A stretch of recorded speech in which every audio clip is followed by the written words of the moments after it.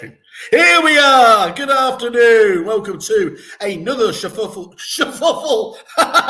Sorry, another Kerfuffle. We're going Kerfuffle. We're going another Kerfuffle showcase. Paul, ignore all that. We'll edit all that out. Don't worry. This is live, but that bit won't be. Welcome, Paul. Yuno, CEO and founder. How are you today? I'm very well, Simon. Thanks very much. Thank yourself. There'll be more of that seamless excellence as we go through the show. Paul, today you've given us a lovely title here, and I don't know whether you did this just for me, whether you're mocking me a little bit, but it's just, does property compliance and licensing give you a headache? You know it does, so I'm hoping over the course of the next half hour you're going to solve that for me. Oh dear. Well, if I can convince you, I can convince anyone. That's fine. I don't know whether that was an insult or a compliment. I'll just ride it out as I always do. Okay, Paul, give us the vision behind why you set up Yuno. Give us just a bit of that background, if you don't mind. Yeah, certainly. We started off as a kind of consultancy company, as most kind of like compliance agencies do, and we supported various agencies, Douglas and Gordon, Marsh and Parsons, etc. And then we just realised that there was a problem with the agency model when it came to compliance, when it came to trying to get data from lots of different councils all into one place. So yeah, Yuno was born from that. Was the hardest part of the situation is that you've got lots of conflicting data from lots of different councils, and basically trying to get yourself as the business owner to understand it, but subsequently your property managers or your branch managers and extended teams so that they can give all the right advice at all times and you can track what's going on. So yeah, we could quite easily you pass as a landlord and we could look after them for you and take them through a journey, but it's complicated, it's slow, it's confusing for all parties, there's a handover process, etc. So the idea was just to empower the agent to have one platform that we can store all this stuff on. They can learn on the platform, they can train on the platform, they can deliver advice from the platform, and as I say, all the confusing things about lots of different councils' data sets for licensing and Article 4 to generis planning permission is all in one platform. Got you. That's the single platform thing comes across there, obviously a number of times. Paul, I keep hearing that council point. Can this issue be summarised as literally laying the feet of the councils, or is it more complex than that? What do you mean by that? Sorry? Well, just you talk about that complexity about having to deal with just so many different councils to get this data from and everything else. There is that the crux of the issue, or is it far more complicated than that? Yeah, I mean, it's not just that. So there's issues right at the root of everything that is property data as well. So our systems uses UPRNs, unique property reference numbers. So I don't know if you heard about that, but basically it's like a car reg plate for a house, and it's kind of like one source of truth for property addresses. So no longer upper floor flat, top floor flat, flat 2A, flat A, flat B, flat C, flat D, whatever the hell it's supposed to be. It's one number basically. So you have one number with an address. So starting with that is figuring exactly, we're both talking about the same property, and then obviously figuring out there's kind of government-wide rules, there's local councils rules, there's guidance issues. Do we listen to Lakehouse guidance, or the British standards guidance? I think I know this, but you knew something for this council, but you didn't know it was different in this council, or just because you now have a shared tenancy agreement rather than individual tenancy agreements, so much changes, and why does that change? Or it changes, the ridiculous example used, which is instead of like, oh, the property has 3 stories or 5 stories or whatever it's supposed to be, does the property have a blue door? And like it changes on so many factors that it was primed to be controlled and logicked out on a platform basically, and then as I say, once you've used a platform like this, you not go back to the old kind of researching yourself, trying to figure it out, etc. So what's your background, Paul, and how did you get into sort of property and compliance? Oh, that's exciting. So I was in the oil industry, and another like really boring, detailed job where I did something called fiscal metering. So we analysed mass flow and composition of the oil and gas extracted from wells, which sounds complicated. There was chromatographs and flow meters and all this stuff. But basically, it was me with little screwdrivers and lots of like small calculations with small tolerances. And there's a lot of compliance to do with that as well. A lot of safety requirements because of the industry. So yeah, came to London, did property development, realised that was too cool for me. Back to compliance related stuff, and then just supporting our partners through the stuff that, like agents and letting agents, and that they are go-getters, like they go there, they're out there to sell or to impress clients, etc., etc. You need the geeks. That's what we have. We've got a platform of digital geeks and real geeks of qualified, experienced, accredited experts to kind of solve the problem. So I suppose, yeah, we're the geeks of the industry, basically. This is the age of geeks, though, isn't it? In a wonderful way. We're taking over. The geeks have inherited the earth, and long may it continue there. And where did the vision come from? Because where did the original idea? Where did that come from, Paul? Yeah, I get it was. I mean, ultimately, it was around the problems that we saw in the industry and how to solve them. Like we're going where we'd like to go is. Basically, if you run a business with inside property, you'll be able to use our system to identify the compliance steps that you need to take. And that could be in lots of different forms. So really simplifying all the way down. Of course, right now it's in the private rented sector, but ultimately you have also a little journey you've always got a journey to go on. And we're looking to see if we can introduce maybe a star rating or something like that. And looking at like, okay, here's the minimum that you need to do to let a property. Okay, now you need licenses. Okay, now you've got 2 stars. Now you've got through your planning, you've got 3 stars. And then you have these kind of grey areas where it would be great to make sure that you've used this sort of person with this sort of accreditation at all times. You make sure that you've ticked all these kind of things off, which are buried inside legislation, which aren't really that complicated, but really just creating that kind of industry standard across the whole industry that goes, okay, this means this, and this is the kind of rating that you have in your property, which is then accessible by landlords, agents, tenants, etc., and hopefully driving more value to agents that are looking to create compliant portfolios, basically. Okay, and what's the main problem that Yuno offers to solve for agents? Yeah, it's the time saving and the risk behind it, basically. So basically, by having all your properties in one place, analysing your compliance from loads of different licensing requirements, lots of different fire requirements, planning requirements, etc., all in one place, it just saves a hell of a lot of time, basically, and you get it right every single time. So that's really important, and that's what we're trying to deliver to our clients. So we want to reduce their time, which we do in droves, and we want to obviously reduce the risk, which is all part of the same data and what we do on the platform. And obviously, we have a kind of open marketplace. So we obviously try to solve, and we have been solving as an agency for like a few years, as a consultancy agency for a few years, of like taking you through a licensing process or a planning process or a fire process, and largely our clients use us for that. But we've got a really open marketplace feel on the other side of things, where you already have your own electrical guys, you have your own gas guys, you have the people you have relationships with, and that's what we're building into the marketplace as well. You can incorporate your own teams just as much as you like. So excellent. And what's the main barrier to you delivering out for your own agents? Is it agents themselves adopting and getting on board? Is it other third parties? What stops your job being the easiest thing it can be?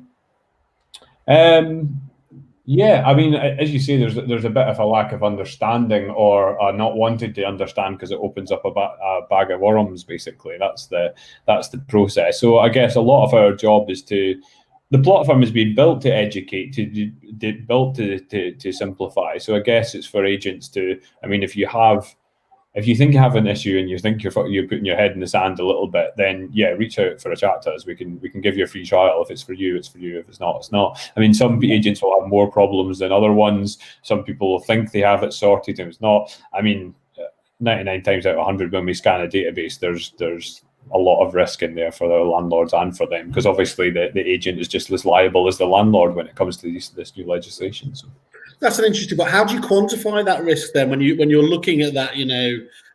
How are you able to come to a judgment over to what that level of risk is? Well, I guess it looks at what if you look at you're looking at kind of average fines. The average fine for an agent, average fine is about 5 and a bit grand. So basically, the highest agent fine is about 100 grand. So yeah, it's quite easy to quantify, like how what you need to do, how much time and effort you need to look at your risk. At the end of the day, what's a business designed to do? You have to increase revenue, hopefully to increase profit and drive down risk so you can keep as much money as possible. I mean, I don't think there's much else to it. Well, there must be, otherwise we wouldn't be here chatting, Simon, would we? But yeah, that's the dream, isn't it? So yeah. And you mentioned revenue there. Of course, there is the opportunity fantastically with yourselves for the agents themselves to derive revenue. How do most of them go around that? Yeah, so basically, so there's obviously the time saving element, but obviously when it comes to the marketplace part of it, obviously we've systemized and streamlined a lot of processes out for licensing and planning and fire design as well, and we also look at asbestos. But at the end of the day, like that's where it passes through to an expert. So we've systemized as much as possible, and then when it comes into booking a service for your landlord, you can book it on the platform, and you can book it through to these experts that we've been working with for years. And basically, yeah, you earn a kind of 10 or 15% commission depending on what package you're on, basically with the Yuno product. So that's how they make money from it. But interestingly enough, we've got different client types. So obviously we've got agencies, but we've also got HMO architect firm that are using us. We've got planning companies, we've got sourcing companies, we've got financial advisors, etc., all looking to get this information to their clients so that they can look better. It's white labeled under their system, and obviously then for their client, there's financial advisors that go, okay, Mr. Client, you've got £70 million worth of property, this is your portfolio, I've put it through your system, you've got all these issues, and obviously I want you to be compliant as your financial advisor. So you can actually just click and buy through to the system and book in, get a license, get a compliance report, get a fire risk assessment, etc. So yeah, that's how it becomes a revenue generating platform. Excellent. And do all agents take advantage of that, or do some of them just see it as not, not for that purpose, not for making revenue? Yeah, exactly. I mean, it's a completely personal choice. As you say, that there is a disparity between what agents and what their values are for their clients and what they're trying to achieve, etc. Yeah. And yeah, I mean, like most of ours will look for the revenue, but some have talked about it, and we just say that's no problem. Just the 10% goes to your client. It's a discount for your client. I was just interested in what sort of take-up it was on that, because I know obviously some people just want the pure service and they don't want to worry about, not worry about it, but obsess over the revenue earning opportunities there. But obviously other agents see this very much as obviously part of the kit bag of revenue streams for the business. Yeah, and I suppose it depends. Yeah, there's so many different models out there, and so many what you're trying to achieve, etc. If you can make your revenue in some other way, then that's fine as well. And this might not be for that part of the system. Might still be for you, but as I said, you just apply the 10% discount to your client rather than keeping it in. The client's nobody's none the wiser. It's just like, okay, it's a 10% discount just because you used our white labeled service for this. So yeah, that's how it works. Cool. And who's using Yuno right now, and kind of what success stories are they getting from you guys? Yeah, so obviously our biggest client is Hamptons. They've been using us since they've been iterating the product with us for the last year. And the success story so far is that they use us for all our licensing processes, and obviously we're just discovering more and more compliance issues all the time. And yeah, they just love there's no risk. It's just great. They're discovering things that they didn't quite know that they had, and even then, just like their existing CRM solution doesn't even allow them to determine where their property is. They've got an address, but they can't tell what council it's in. Something so simple. And to search between, how do I search for all my properties within this council? You can't even do that. So yeah, obviously just really simple things that save a lot of time.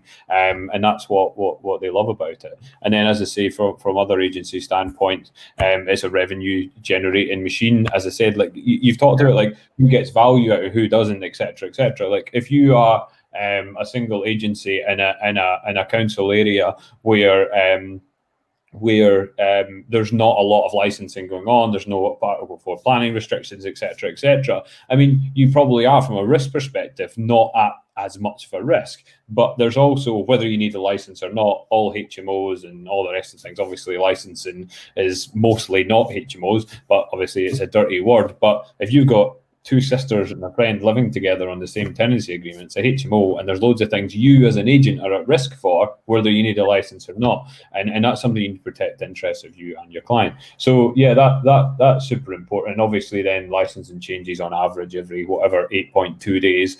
So like one thing, what we had one of our partners, D&G, who were like, oh yeah, we've got can you tell me about what's happening in Croydon? And I was like, oh, this, etc., etc. And we were like, well, no, actually, that's changed, and this council's changed, and this is what's happened here. So yeah, it's difficult to keep up with everything at all times. So yeah, we don't actually give advice on what's happening in individual councils outside of the platform. It's just basically it gets delivered on the platform. So there's no like the platform does exactly what it says it's supposed to. I'm not going to give you individual advice on these things because the platform does it and it's systemized, and I can't tell you the wrong thing. You can't think that I said the wrong thing, etc., etc. It's all just systemized and processed out.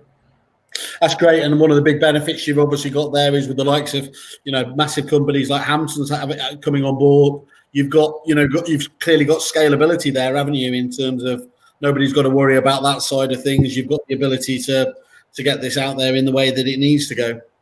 Yeah, it works. It works on big data. The more data that's gone out, the more useful it is for people. And like what as I said, our use cases before are we did some testing where one of our partners had a landlord with 3 properties. They gave access to the landlord in one of the very early clunky editions of Yuno. They give access to the landlord that says, here's your 3 properties, this is how it's going to get compliant, this is the problems, etc., and try to deliver it all on the platform to them. So they got access, they viewed it, and then they added 7 more properties that the agency didn't even know about. So it becomes, which is really simple, but because the data and information is so confusing and it's such an easy way to explain it, and it's all in one place, the agency actually got 7 new property leads out of that one client that didn't even know he had.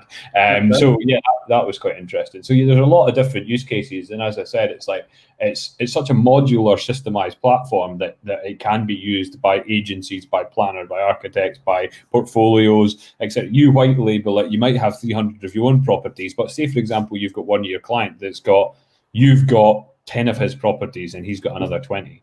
And he's going to stick those other 20 on the platform because it's useful. Yeah. Is included in your service, and that's great for you. It holds the client to you. So yeah, that's what goes on.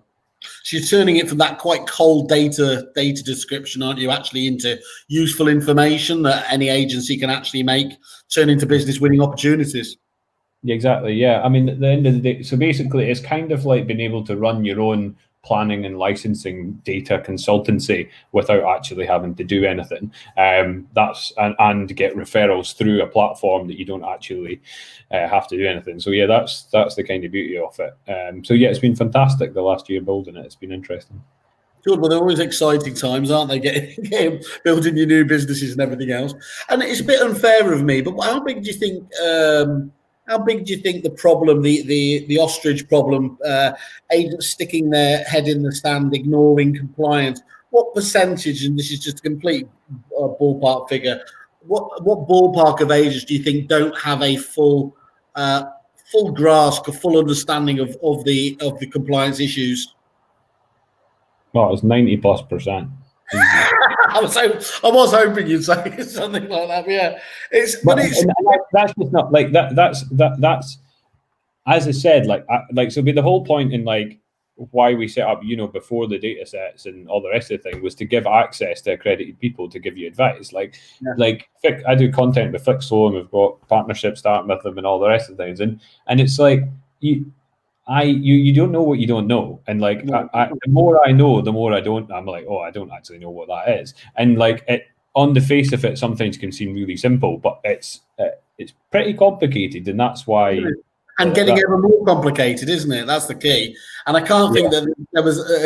I don't think we need to do a straw poll, but the percentage of business owners that went into this industry thinking, you know what, compliance is going to be my secret sauce. It's going to be my differentiator. That doesn't happen very often, does it? But that doesn't mean to say that, you know, actually, if you were to look at an area that you could specialize in, that gives you a really, really strong foundation for the business just to be able to mark yourself apart, isn't it?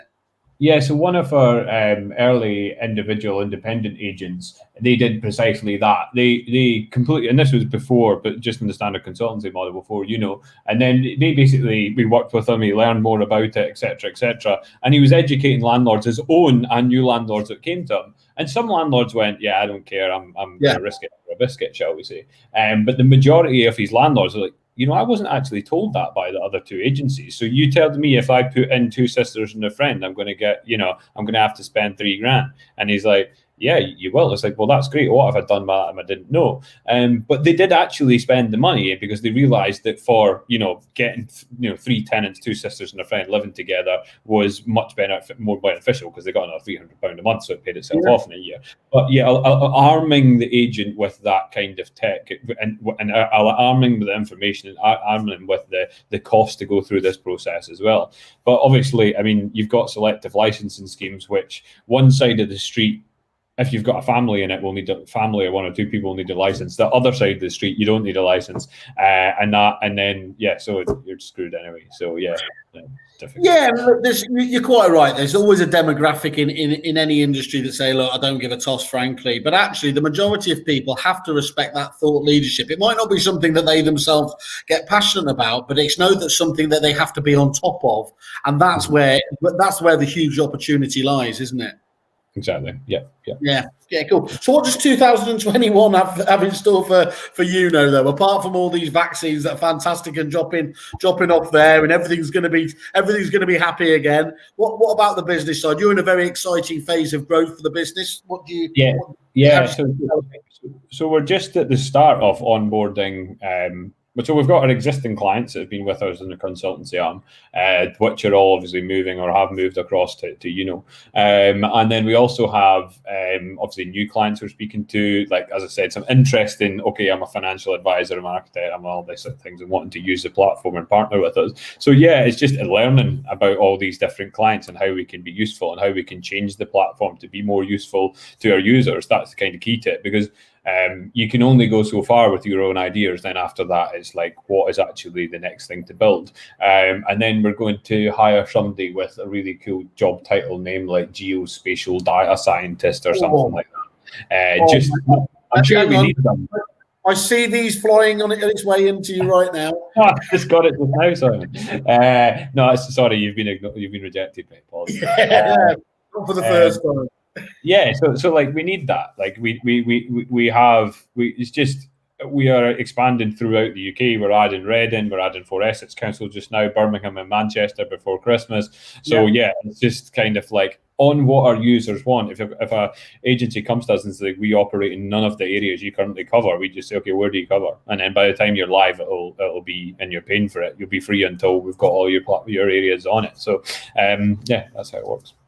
So you've obviously got an ethos of listening to your clients, and that then drives, like all good businesses should, that should play a part in in obviously the future development. What does that look like to you, though? Is it literally just those ad hoc conversations, or do you encourage your clients to send sort of enhancement ideas in? What's the process for that? Is it quite natural, or is there a system around it? Yeah, so I mean, like, I'm not proclaiming to say that we do everything right. As with every business, we get everything wrong and then fix it and get better. But say, for example, so our partner with Sprift, who's also a Kerfuffle member, and they know know any property anywhere or whatever. It's pretty cool. So basically, they are interested in us adding more councils. So my job is listen to them. what do their agency clients look like, and what new councils do they want us to add? And that's pretty simple. It's like, what's their data telling us, what's our data telling us, and what's our new partners telling us? Add more data, add more councils, add more data. I mean, that's pretty simple. So my kind of user interface from a platform perspective, it's a lot more time consuming. So that's basically, for example, Hamptons, we have a weekly call with their team, and the team varies. So you have somebody that knows absolutely nothing, somebody that's touched them before, somebody that understands everything. So this is like, tell me exactly what it is and take me through the platform automatically. That's their feedback. And right to the top is like, I want this new feature, but I want a map that pinpoints it everywhere and do all this sort of stuff, and all singing and all dancing. And then we've got to basically take all that feature feedback and then just kind of prioritize it in. So yeah, that's basically how it works. No, that's really good. It's really nice to hear. You know, sometimes you hear people talk about it, and then actually, you know, the customer comes first, and of course we listen to our clients, and it just, you know, sometimes it doesn't seem to really actually happen, and that's not the case with you, as you can see from the way it's going. And looking a bit further afield, Paul, where do you see Yuno in 5 years' time? Yeah, as I said, like, apart from worth millions.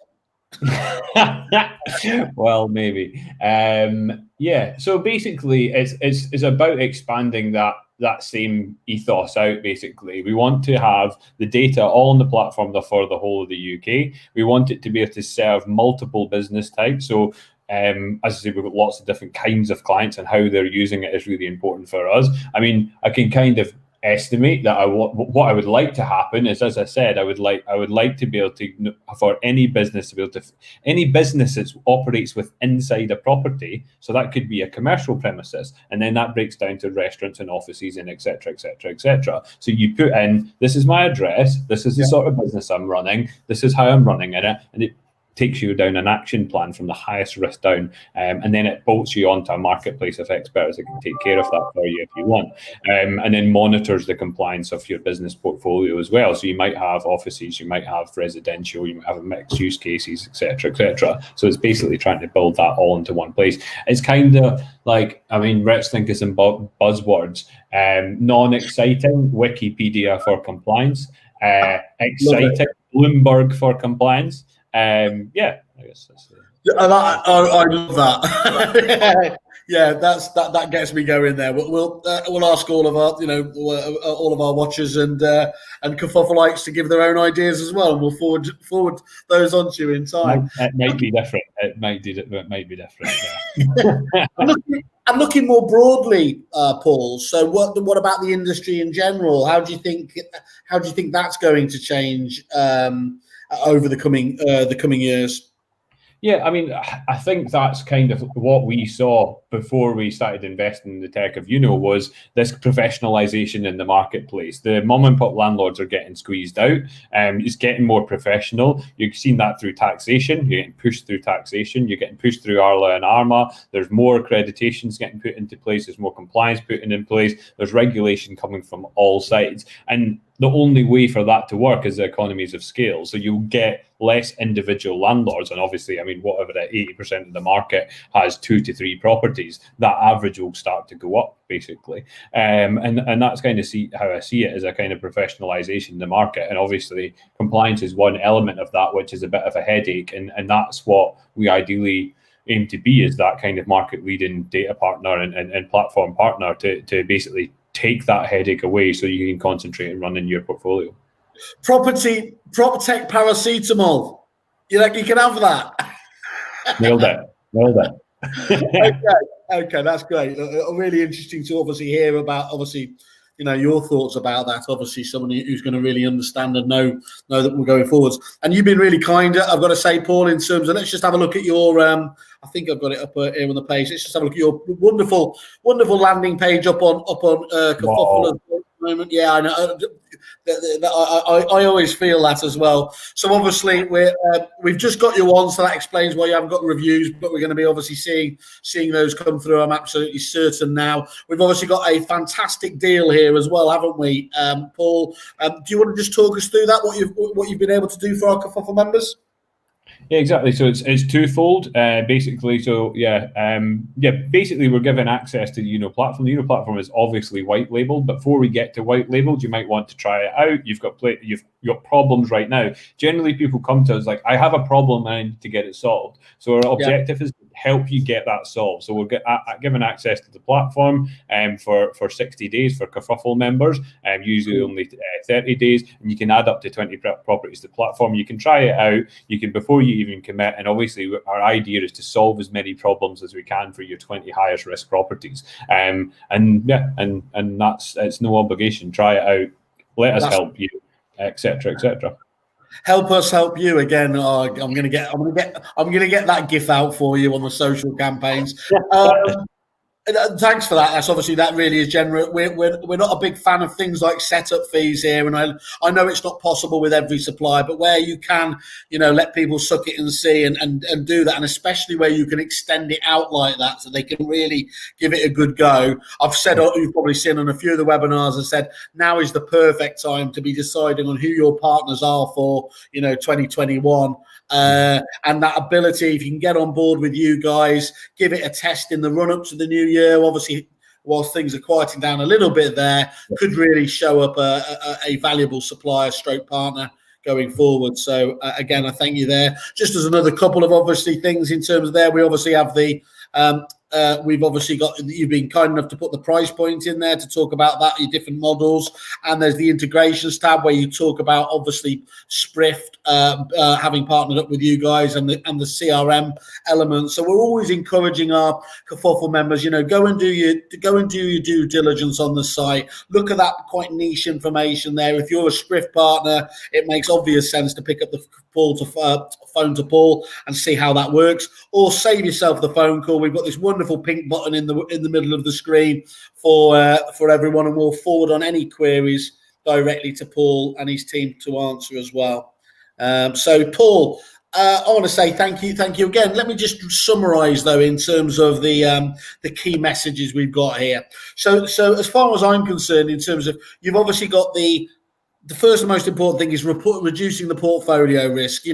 Yes, it might seem like an esoteric threat in terms of these £100,000 fines and everything else, but agents are being fined all the time.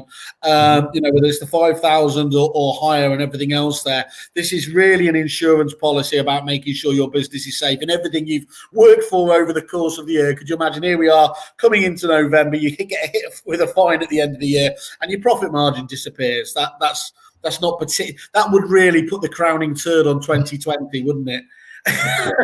Secondly, increase the revenue for your business. Yes, it's not just a cost. It's not just a tick in the box in terms of compliance. There is the opportunity here, as many of your member agents do, to actually get a revenue stream derived for doing the right thing. Again, couldn't be any better. And then finally, just that wonderful one, that the whole point about tech, whether it's prop tech or anything else like that, it's just about efficiency, saving time, admin, and everything else there. And without that triple whammy of elements there, all at a very cost-effective point, you should really be reaching out to Paul and just asking him if you've got obviously interest in this area. Yeah, thanks, Simon. I really appreciate it. Thanks for the kind words. Not a problem at all. You have a fantastic day. And look, your 4G held out, and my Virgin and the engineers outside stopped going at it with the power tool. So everything's good.